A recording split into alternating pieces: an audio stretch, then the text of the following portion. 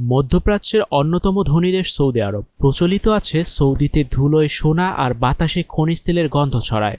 মধ্যপ্রাচ্যের ধনী এই দেশটিতে জল ছাড়া কম বেশি সকল প্রাচুর্যে ভরপুর। আমাদের দেশে যেমন মাটি খুঁড়লেই জল বের হয়, তেমনি সৌদি আরবে মাটি খুঁড়লে বের হয় তেল, গ্যাস, সোনা। আমাদের দেশে সোনার মূল্য যেমন অত্যাধিক, তেমনি সৌদিতে পানির মূল্য অসম্ভব রকমের বেশি। ভারতের প্রায় 1.8 কোটির জনবহুল শহর দিল্লিতে একদিন পানি না থাকলে জনজীবন স্তব্ধ হয়ে আসে। আর সেখানে প্রায় 3.5 কোটি মানুষের দেশ সৌদি আরবকে প্রতিটি দিন পোহাতে হয় পানিকেন্দ্রিক ভোগান্তিতে।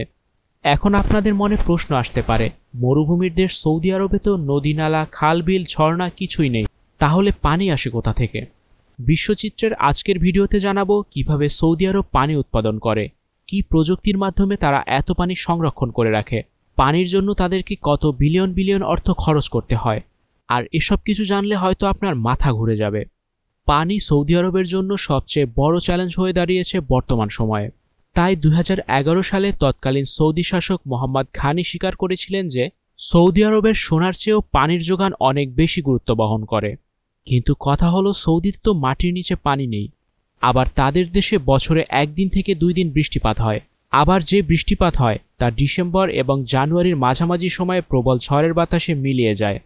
তাহলে সৌদিতে জল আসে কোথা থেকে? ধারণা করা হয় সৌদি আরবের প্রাকৃতিক পানির যে উৎস আছে তা আজ থেকে 10 বছরের মধ্যে নিঃশেষ হয়ে যাবে। মরুভূমির দেশ সৌদি আরবের পানির একমাত্র উৎস হল আরব সাগর, যা পুরোটাই নোনা জল। এছাড়া এদেশে কোনো নদী, নালা, খাল, বিল, ঝর্ণা বা জলভূমির অস্তিত্ব নেই বললেই চলে। তার উপর সৌদি আরব প্রাকৃতিকভাবে একটি বৃষ্টিশূন্য দেশ। প্রতিবেশী দেশ জর্ডান এবং সিরিয়াতে বৃষ্টি হলে সৌদিতে ভ্রমজলের স্তর একটু হলেও বাড়ে।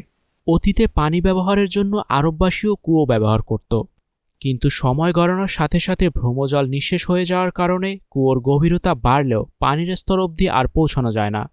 তাহলে কোথা থেকে কিভাবে আসে এই পানি? চলুন তাহলে তারই উত্তর জানিয়ে দিই আপনাদেরকে। প্রকৃতপক্ষে সৌদি আরব কিছু উল্লেখযোগ্য প্রযুক্তির সাহায্যে প্রতিদিনের পানি সংগ্রহ করে। অ্যাকুইফার। পানি নিয়ে বহু সমস্যার সম্মুখীন হওয়ার পরে সৌদি আরব সরকার এমন কিছু পরিকল্পনা হাতে নেয় যাতে পুরো দেশের মানুষের জলের সমস্যা থেকে নিষ্কৃতি পায়। এই ব্যাপারে সৌদি সরকারের প্রথম পদক্ষেপ ছিল অ্যাকুইফারের প্রযুক্তি। ভ্রমজলের অভাবে যেমন পানির চাহিদা বাড়ে, তেমনই কৃষিক্ষেত্রেও পানির অভাব চূড়ান্ত হয়ে ওঠে। সেই কারণেই বিজ্ঞানীরা যে অভিনব পদ্ধতি গ্রহণ করেন সেটি হলো অ্যাকুইফার। এই প্রক্রিয়া ভূপৃষ্ঠের উপরে অনেক বড় জলাশয়ের মতো গর্ত করে সেখান থেকে নির্দিষ্ট কিছু প্রক্রিয়ার মাধ্যমে পানি নিষ্কাশিত করা হয়। তবে এটি বেশ ব্যয়বহুল এবং সময় সাপেক্ষ। কিছু ক্ষেত্রে ঝুঁকিপূর্ণ এই কারণে যে অ্যাকুইফারের তলানি যদি সমুদ্রের নড়াচড়ার সন্ধান পায় তাহলে সেটি একদম অব্যবহার্য হয়ে পড়বে। সেই হিসেবে সৌদি সরকার অ্যাকুইফারের জায়গা নির্ধারণ নিয়ে অনেক ভেবেচিন্তে সিদ্ধান্ত নিয়ে থাকেন। সৌদিতে পানি এবং কৃষি সংক্রান্ত বিষয়ে তদারকি করে পানি এবং কৃষি মন্ত্রণালয়। 1970 সালে এই অ্যাকুইফারের উপর সরকার গবেষণা শুরু করে। তারপর সারা দেশের জন্য প্রায় 1000টি অ্যাকুইফার তৈরি করা হয়। পাশাপাশি এই প্রযুক্তির সাথে অন্যান্য প্রযুক্তি নিয়েও গবেষণা শুরু হয়। নীলবর্ণীকরণ প্রক্রিয়া। সৌদি আরবে পানির সমস্যা প্রায় 50% কমিয়ে নিয়েছে এই প্রক্রিয়াটি। আগেই জেনেছি সৌদিতে পুকুর, হ্রদ কিংবা নদী নেই। আর বছরে যে 2 বার বৃষ্টিপাত হয় সেটিও কোনো কাজে লাগে না। অপরদিকে আরব সাগরের নোনা জল যেমন পানি জলের জন্য বিশ্বরূপ, তেমনি কৃষিকাজের জন্য অনুপযুক্ত।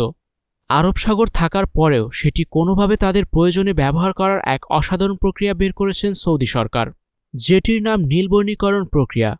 এই প্রযুক্তির মাধ্যমে ক্ষারীয় নোনা জল থেকে ক্ষার নিষ্কাশন করে তাকে পানযোগ্য করে তোলা হয়। বর্তমানে সারা পৃথিবীতে সৌদি আরব হল নীলবর্ণীকরণ পানির সবচেয়ে বড় উৎস। Saline water conversion corporation SWCC নীলবর্ণীকরণ 27টি স্টেশনকে নিয়ন্ত্রণ করে। SWCC এর সহায়তায় প্রতিদিন প্রায় 3 মিলিয়ন কিউবিক মিটার নোনা জল পানি হিসেবে রূপান্তরিত করা হয়। এই কারণে সৌদি আরবের শিল্প ব্যবসায় পানির যোগান দেওয়া সম্ভব হয়। এছাড়াও এদেশের বিদ্যুৎ উৎপাদনের একটি বড় কাজে আরব সাগরের নোনা জলের প্রয়োজন হয়।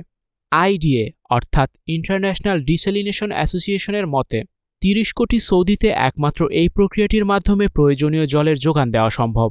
যদিও এই প্রক্রিয়াটি অত্যন্ত জটিল, তবুও এই দেশের মানুষদের নীলবর্ণীকরণ পাওয়ার প্ল্যান্টের উপর নির্ভর করতে হয়।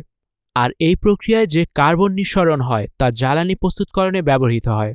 বিজ্ঞানীরা যদিও দাবি করে এতে পানির চাহিদা মিটলেও জলীয় বাস্তুতন্ত্রে ভারসাম্যহীনতা দেখা দিচ্ছে জলে বসবাসকারী অসংখ্য ছোট বড় প্রাণীর মৃত্যুর মাধ্যমে। তবে এসব ছাপিয়ে সবচেয়ে বড় যে সমস্যাটি তা হলো আর্থিক ব্যয়। সমুদ্রের নোনা জলকে মিষ্টি জলে রূপান্তর করা অসম্ভব ব্যয়সাপেক্ষ। প্রতি একর ফুট নোনা জলকে মিষ্টি জলে রূপান্তর করতে খরচ হয় প্রায় $1000, যা বাংলাদেশি টাকায় প্রায় 80,000 টাকা, যেখানে সাধারণ পানি বিশুদ্ধ করতে খরচ হয় মাত্র 16,000 টাকা। আর্থিক ব্যাপারটি মাথায় রেখে বিজ্ঞানীরা গবেষণা করে যাচ্ছে কিভাবে এই নীলবর্ণীকরণ প্রক্রিয়ায় খরচ কমিয়ে সাধ্যের মধ্যে রাখা যায়। এই যুগান্তকারী প্রক্রিয়ায় উদ্ভূত পানির 70% ব্যয় করে সৌদি আরব, বাহরাইন, কুয়েত, সংযুক্ত আরব আমিরাত এবং কাতার, যেখানে উত্তর আফ্রিকা মাত্র 6% জল ব্যবহার করে থাকে।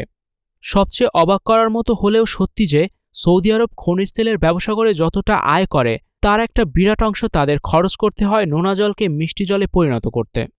সৌদি সরকারের পরিসংখ্যান অনুযায়ী প্রতি বছর তাদের পানির খরচ 7% হারে বাড়ছে। এই হিসেবে আগামী 10 বছরে তাদের পানির খরচ হবে $133 কোটি। বিশ্বব্যাংকের তথ্য অনুযায়ী সৌদি আরব তার জিডিপির 2% জলের পরিপ্রেক্ষিতে খরচ করে। সেই হিসেবে 2050 সালের মধ্যে মধ্যপূর্ব এবং উত্তর আফ্রিকার দেশগুলোকে তাদের নিজস্ব জিডিপির কমপক্ষে 6 থেকে 14% জলের চাহিদাই খরচ করতে হবে। বন্ধুরা, এই ছিল সৌদি আরবের পানি উৎপাদন সম্পর্কে আমাদের আজকের আয়োজন।